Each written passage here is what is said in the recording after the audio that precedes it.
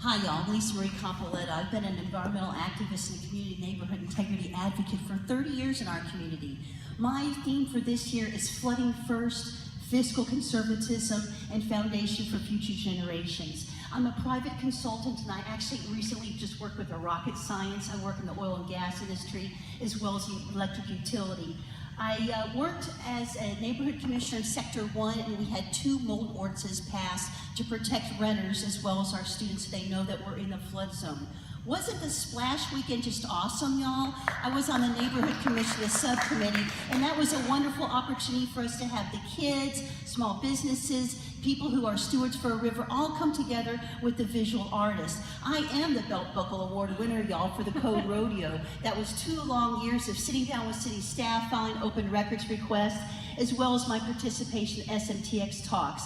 I want to say that I'm the one who's always involved. In fact, last night I emailed Mr. Taggart about a sewage smell in my neighborhood. And sure enough, by 1:30, in the middle of getting ready for this debate, he emailed back and said, yes, Lisa Marie, you're absolutely right, there is an issue. I discovered the problem with Capstone that had the hydrogen sulfide leak that impacted us all.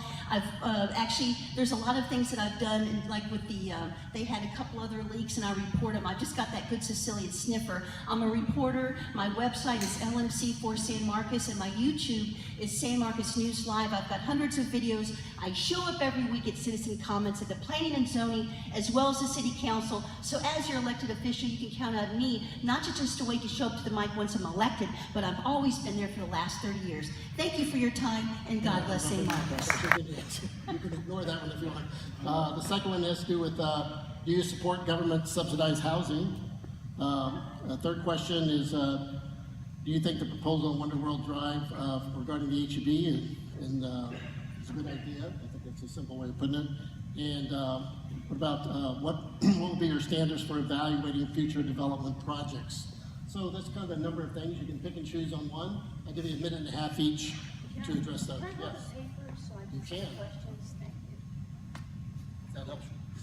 As far as the back end parking, I sent I make open records requests like most people probably change their shoes. I sent an open records request to the City of Council, City Hall, and actually, because I was curious about the back end parking, actually the only responsive document was the petition from the downtown business owners not wanting. This was several years ago before they changed the back end parking. And I know there's been another one. So my point is, you know, when small businesses who have interest make an argument, maybe we should listen to them and maybe have a public hearing about that. Now, as far as the HEB, I had 3 sit-downs with city staff about this. There's probably 60 pieces of email correspondence before it ever hit the Planning and Zoning Committee. In fact, I'm the one who's been talking about permeable pavements, and that actually became a part of the plan from HEB now. Finally, I think it's very important when we make claims about no flooding that we have the actual data in. And my correspondence from the city staff this week clearly indicates